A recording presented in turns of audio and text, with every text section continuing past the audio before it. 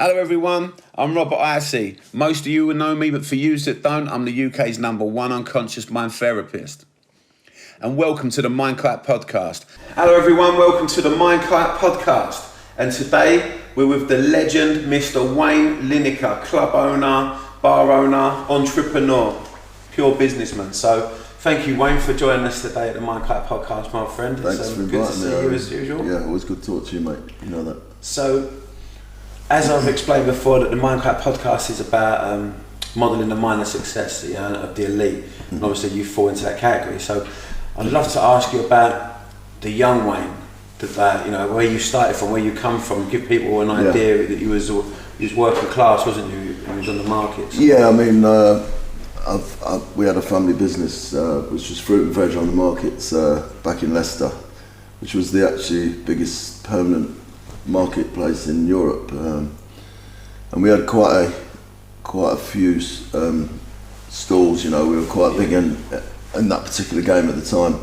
And I mean, regarding school, I left school at 14, a few days before my 15th birthday actually. Still finished no exams? Yeah, I mean, it's from the age of 10 years old, I was working weekends on the markets. So I pretty much knew my trade by the time I left school at 14. I didn't take any exams, obviously, so I've got no qualifications whatsoever. So I had to make it in the market, otherwise I'd have been. And how did you find school? Was it is it a drive man for you? Was it just not? Yeah, just wasn't for you. Just wasn't really for me. It's the same with my football career. I had a chance to make it at football, but I just didn't have the dedication or commitment to go training and stuff like that. I just wanted to be out with my mates. Outside the church, hanging around the street corners and kissing girls, that sort of thing. Well, nothing changed. But yeah, I mean, it wasn't for me, school. I mean, things have changed now. I mean, I've got my boy Freddie. He's doing really well at school, So as did all my children. But I fell off the rails a bit at school, but I'm good at falling off the rails, so it's no problem. It started young. But then I went to the markets with my dad during school, and then because you had your own little firm, man. Like you had your own by the age of 14, 15, like workers for you, didn't you? Like that. I was actually had my own business by the time I was 15 on the markets. Yeah, by the time I was 16, I had 40 people working for me. It's crazy. Which is pretty mad at 16 years old. Yeah, we were busy out, busy company. I see a video clip once you posted, and it had like the big Lineker's light lit up above the market and all that. Yeah, I mean, a day's work for me was, I worked 6 days a week, 16 hours a day.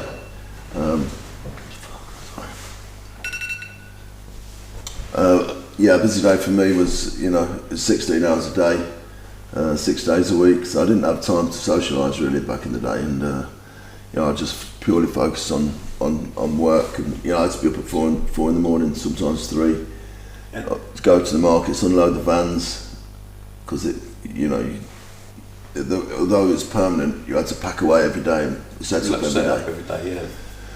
So and then the wholesale market opened at 6, a big queue outside to get in to get the first deals, and it was definitely the best education you could have for business, to be able to deal with the public.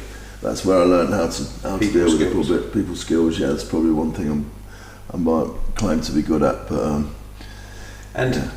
how did the visualization of the bars come about? Because I know you went from the market stalls, and then next thing you was a bar owner in Tenerife. I mean, how did you create that? How did the change come about?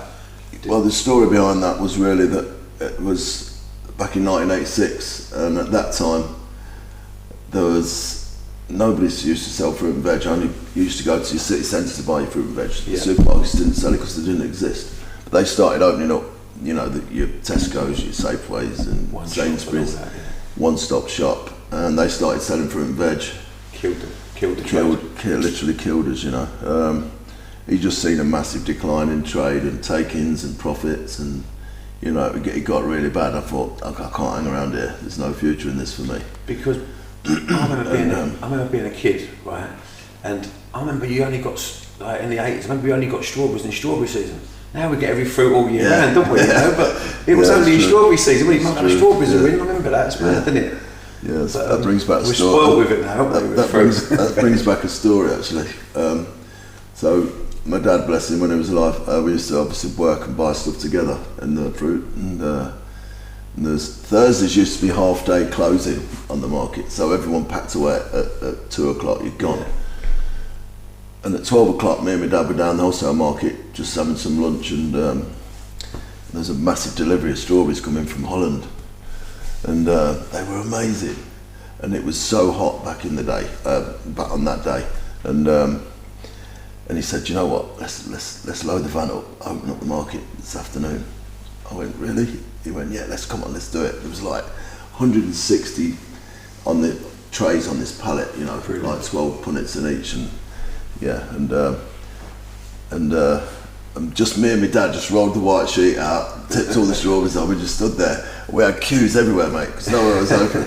And you were allowed to do it, but it's just tradition that everyone shut down. So I think we had 400 quid that day in about 3 hours, which is a lot of money back then. Yeah, you know, that's like about $4,000 now. And so I just remember that story. It was a really good one. But my dad said, "Come on, we can do it." I said, "Yeah, come on, let's do it." And we had a laugh and sold out. You learned a lot from your dad of moving forward, the vision, of how to make things. I mean, I didn't realise it at the time, how much I was learning from him, you know. But he was a great businessman in the end, and it didn't really click with me how much I learned off him, you know. I suppose it was just your day life with your dad. It's just what you've done. Yeah, that's amazing. We used to.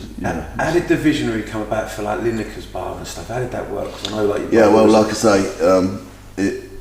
the market's on a decline, so I thought I need to do something else. So, and at that time, my brother Gary was you know, super famous. Wayne Lineker. He was captain of England. He just won the Golden Boot in Mexico, and you know, and I thought, do you know what? I've got an idea. It's because my Dwayne and Sean's mum at the time, who I was with then, her parents lived in Tenerife, and we used to visit them all the time. And I used to think, I'd love to live here. I'd love to live in Tenerife. And then I thought, you know, I've got a really good second name, you know. Lineker, it's a pretty good name, you know. But it's my name as well, so why don't I use that? So lo and behold, I had this idea to open a bar and call it Lineker's. And base it around. You've told me this story before, and I've got to get this on camera. You remember when the idea you was at your dad's store, went to get some. Yeah, it was actually 2 weeks before I actually left, because it was my dad was upset that I left. You know, I was leaving the business, and you know, and my brother's manager at the time was like, "You're making the biggest mistake of your life. What are you doing? Why are you thinking like this?" His name's Jonathan Holmes. Got it wrong, mate. So I was a bit tentative about going. I was a bit nervous. I'd sold everything I'd got. I think I ended up with about 34,000 quid I had, and nothing else in the world, just my family, and that was it. And I remember just 2 weeks before, because I was still pretty nervous about going, and I'd just set the stall up, and then you go to this cafe called Rosso's, I think it's called, and I get me sausage and tomato carb with brown sauce on it every day. Carb, that's a roll, by the way, in Leicester. And then I was halfway to the breakfast place, and I just, something stopped me in my tracks, like knocked me back, like I thought, wow, what's this? And then I saw, as mad as this seems, it's a true story. I saw this bar with 3 round windows. Oh God, that's weird. And I saw inside the bar, I saw all these pictures on the wall, and I saw behind the bar, I saw all the bottles behind the bar. Clear as day. Clear as daylight. They just come out of the blue. Weirdest thing ever, yeah. I'm like, well, that's weird. And even the colour of the bar, the black walls and the colourful pictures on the walls and the tables in the bar. And I just remember these 3 round windows, they stuck with me. I was like, okay. And then that was it. Then 2 weeks later, pack my bags, off I go. And that's it, the biggest day of my life, I guess. And I went to Tenerife, And I'd been there about 6 or 8 weeks, and I couldn't find anywhere because I was looking around the Playa de las Americas area, and which is the busy part to be. And I was getting really upset. I was thinking I have made the biggest mistake of my life. I'm gonna think about going back. You just couldn't find a bar everywhere. Yeah, and I spoke to my dad on the phone. He's gone, look, stick it out, son. You're doing it now. He said something's gonna happen. I said okay. So 2 weeks later, phone goes. I'm like in a bad place now. I'm like, oh, fucking hell, because I literally gave up everything I'd worked for all my life. And he's gone, look, my phone's gone. He's gone, all right, Wayne, it's Bill. I'm a estate agent out here. I said, okay, mate. He said, I hear you're looking for a premises. I said, yeah. So I've got a nice place in the Patch for you, which was a good area. There's 2 areas, to Veronica's in the Patch. And he's gone, yeah, I said, okay, I'll come and meet you. He said, I'll meet you. So I got there, and he was stood by his car. He had a seat at Ibiza. So did I. I remember putting them in together. And then he's gone, here it is. I'm like, 3 round windows in this premises, yeah. I'm like, wow. He said, you all right? I said, yeah. He said, I went, I'll have it. He went, you ain't seen it yet? I said, I don't need to. I said, I'm having that. I said, I've seen that before. And he's gone, okay, well, do you want to see inside? And I said, of course I do. But he's gone, I walked inside, and it was exactly as I saw. Exactly. Without the refurb, obviously. Yeah. It was an old bar called the Captain's Cabin, which is, of course, a boat and the 3 round windows with the portholes. Oh, gotcha. Yeah, makes sense. And I was blown away. Like literally, I saw this place in my vision. How did that feel? And I could take you to the same tile I was standing on when I had the vision in the market. Yeah. That's brilliant. And I took it. I signed up that day. Within a month I was open. It was absolutely rammed every single night from day one. Brilliant. And then it just got too busy, and we had to move premises. Wow. It was just too. Yeah, couldn't keep up. It wasn't a big venue. It was a small venue. What was the one with the when I remember you telling me about England playing it? No one in them days. No one could get England radio, England football. No one could. Yeah, because obviously at that time, I mean, Lineker's has always been a sports-based bar anyway, but a fun pub as well, where people can do what they like, and which I'll talk about in a minute. But yeah, you had to do certain tricks because there was no Sky Sports and none of that luxury back in the day. If it weren't on Spanish telly, you were fucked. So, and there wasn't even radio proper channel radio and stuff like that, and they didn't do live games. So I had an idea. What I did, I connected my telephone in the bar through to the speakers. And I phoned my mate. Sellotape the mic to it, didn't you? So sellotape the mics and speakers. and I phoned my mate up, Terry Bateman, who lived in Waltham Abbey in Essex, a really good mate of mine. And I said, mate, I've got an idea. I said, I'll pay you bill, obviously.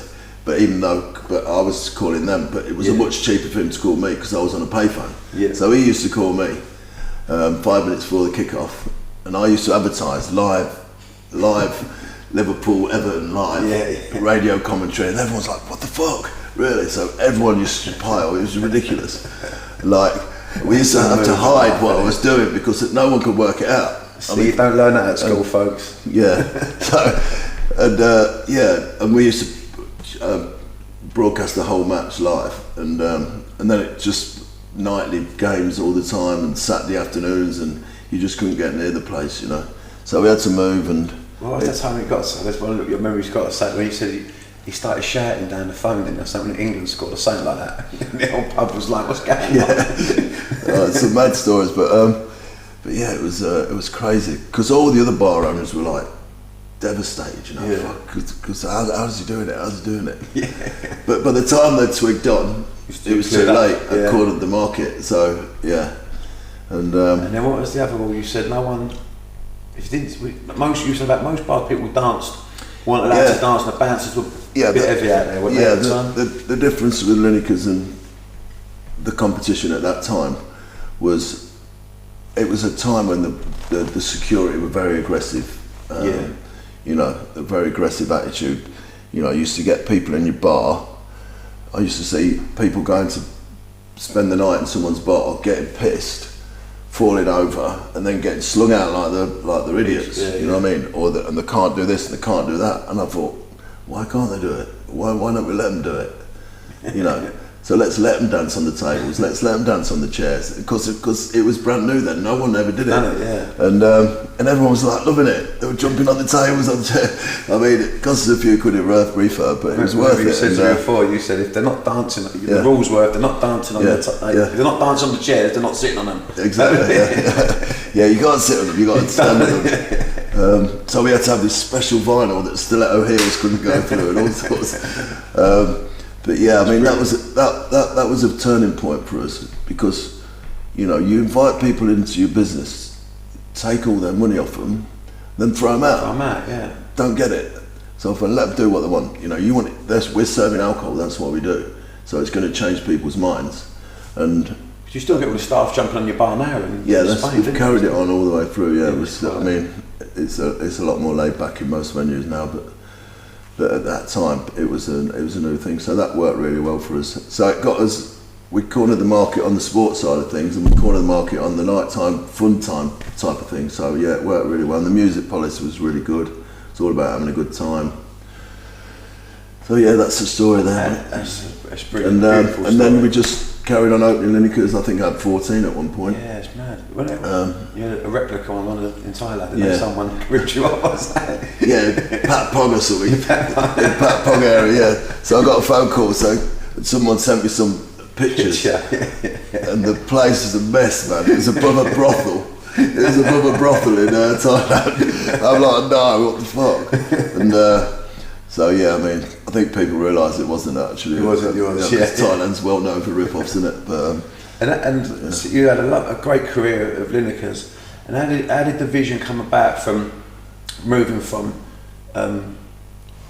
keeping Lineker's obviously, but then going into O Beach with Tony Truman? Yeah, Tony. What was the story with there? Because you two were both in the same industry, but never knew each other for years, did you? Yeah, I mean, by this time I was actually living in Marbella. We opened Lineker's Marbella in 2002, which again was a really big success.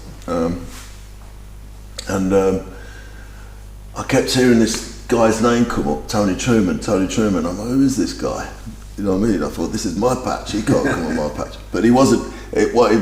Tony was about was events and parties. Yeah. He used to throw the best parties, and I remember one where. True Dues, wasn't it? True Dues, yeah.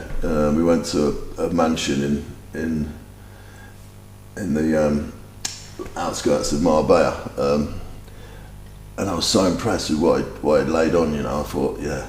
But by that time, I had met him, and anyway, we become really good friends. And in 2008, he said to me, "Look, it's time Lineker's came to Ibiza." I said, yeah, okay. So me and Tony done a deal, and we opened up Lineker's Ibiza, 2008. Right. And that went really well. I mean, at that time there wasn't no daytime venues, so it used to be everyone used to meet in the bars, so they used to be packed. But now, obviously, times have changed, and everyone now gets wasted in the daytimes and then goes home for a little kip and then goes out to the clubs. So the bars sort of have lost a lot of the stigma and the revenue that they used to have. I mean, they're still profitable, but you know, it's not like back in the day. But yeah, so me and Tony opened Lineker's in Tenerife 2008, and I think it was, and then we were in Marbella one summer. We sat in the swimming pool in Marbella and we started chatting. And he's gone, you know, we need to open a beach club in Ibiza. I said, yeah, we definitely do. And we had a chat about it, probably 10-minute chat, talking about what we could do and stuff like that. Because Tony's a very creative guy, you know. Yeah. And then I was in Ibiza because I more or less spent a lot of my time in Ibiza because I used to love it so much, and I started moving out of Marbella to Ibiza. Anyway, I got a phone call from Tony. He's gone, Wayne, I think I've found us a place, and I went, all right, I'll meet you there in 10 minutes, and walked up, and there she was, It was a restaurant. It was I mean, Ocean is huge, obviously, but this part of the first part of the equation really was it was a restaurant that used to do weddings and stuff like that from a family that were about to go in retirement, so we said, look, we've got to do it. You know, beachfront location, you know, everything was right. It just wasn't big enough. So I said to Tony, I said, this ain't big enough, mate. And it was quite big. I mean, it's what vision did you have in your head then, Wayne? What was you seeing there? Well, when we sat in the swimming pool, we saw something else, you know. Yeah. But you couldn't see it was big enough, but it wasn't going to be. It was never going to be what it is today because it wasn't big enough. But so I said, "This ain't big enough, mate." He said, "I know." I said, "Who owns the restaurant next door?" He went, "I don't know. I'll find out." Because there's a restaurant next door. I can't remember what it's called, Tacapella or something like that. I can't remember. And anyway, he did his homework, and it turned out, he said, "Wayne, the same family own it, and they want to do a deal." I went, "Really?" Touch. Yeah, and my son Dwayne was involved at the time, and and we all decided that we'll go for it. We'll take them both, but the other one was really big. So what did that expand your vision then? Did it all sort of match what you were seeing, and did you think that it actually could be done? Yeah, I mean, at this stage we were with designers and stuff like that, and because we had ideas of bringing more Vegas style venue to, you know, because no one had really done that, you know, and as I say, Tony's really creative and with events, and he's got some great ideas, and we were just chatting, you know, and then once we cleared both properties out, it was huge. It was like, you know, like a football field. You know, what we could do with all this, and but then we started drawing and doing the designs, and Tony did, and Dwayne, and it was, and then. So you got a good team of visionaries around you as well, because Tony's like a boy. Dwayne sounds like he's very hands-on. Yeah, Dwayne's my son and my partner, and in a lot of my businesses, and he holds everything together. You know, he's behind the scenes. He does all the back of house stuff is Dwayne's work, so he gets all the stress. Yeah. Tony does all the events, arranges all them, and I just take all the credit. Take a few pictures and look for it. That's it, Wayne. That's it. But I guess I laid the foundation, so I'm not guilty about that. Yeah. So what's next for Wayne Lineker? What have you got planned? Because the word on the street is you're thinking about Dubai. Well, Dubai was supposed to open 2 weeks ago. Oh, okay, and because of the COVID, it's ruined. We couldn't get at the time people on the site to build, because the site's there. Okay. The site's ours. Whereabouts is it out there? I can't tell you that. We're waiting to surprise everyone with that. Lovely. But the venue is the site is amazing. Beautiful, yeah. The backdrop's incredible. It will. I mean, I've got all the design images in. You know, everything's done. We're waiting to just get the builders in, but. So when do you reckon next then? But we're just trying to work out the best time, because I mean they've been very good. The landlords have, you know, they've given us some more time and stuff like that. But it's ours. But because to open that right at this point wouldn't be a good idea, you know, with the world as it is, and they understand that. And so we're now looking at the September 2021 to open. How have you mentally been handling this? Because I know you're a visionary and Tony's a visionary. You guys are always for the next move. Feeling at the moment where the world stops and not being able to move up, it's driving you up insane a little bit. Just that you can't. Heartbreaking, mate. Yeah. You know, we were set, ready to go, ready to open here, there, and everywhere, which we still are. But we have to wait a little time for the world to get back to how it was. Or close to how it was. What advice would you give anyone out there in business now who's going through this hardship? You know, a lot of people are losing their businesses, and they're going to have to go again. Really, what advice would you?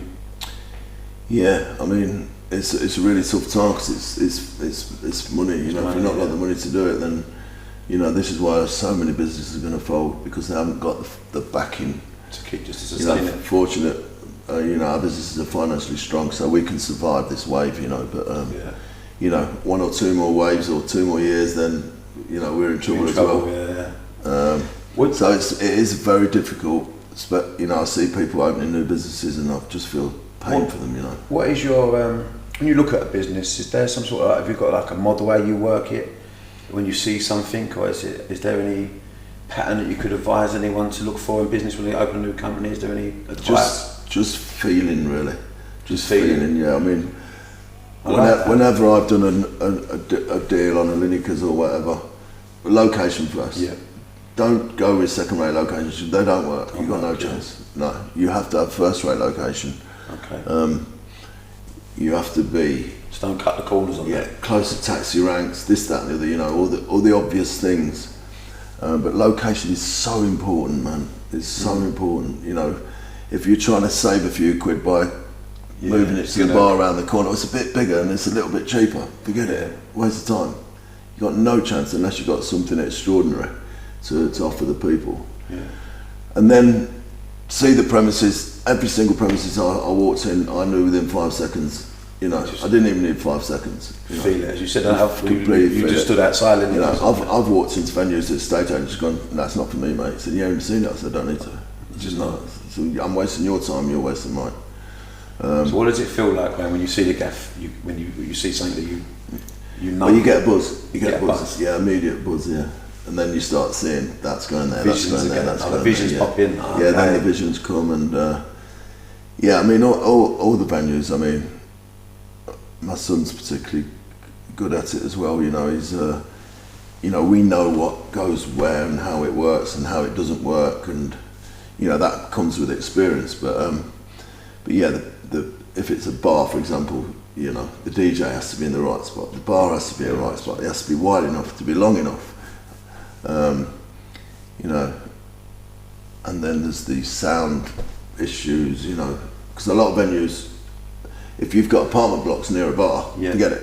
Just forget it. It's going to cause you aggro. So many times we've. So you have to soundproof them. Yeah, but even if you soundproof, you've still got people outside the venue on the terrace, and if there's a couple that have been there for 30 years, they're just going to denounce you because all the noise outside. So you need to be away from apartments, you need to be away from living accommodation as much as you possibly can, because that's where your aggro is going to come. Because you get denounced by a family saying, look, we're against this place, there's too much noise. So then that's called a denuncia. Once you get 3 denuncia, you're up for closure then. So it's a lifelong battle. So do not open a bar next door to the apartment block. So before we end it, Wayne, have you got give us a mad story? I know you've obviously got a catalogue, and I'll put you right on the spot now, but have you got any mad stories, funny stories you could tell us from Ibiza back in the day or anywhere?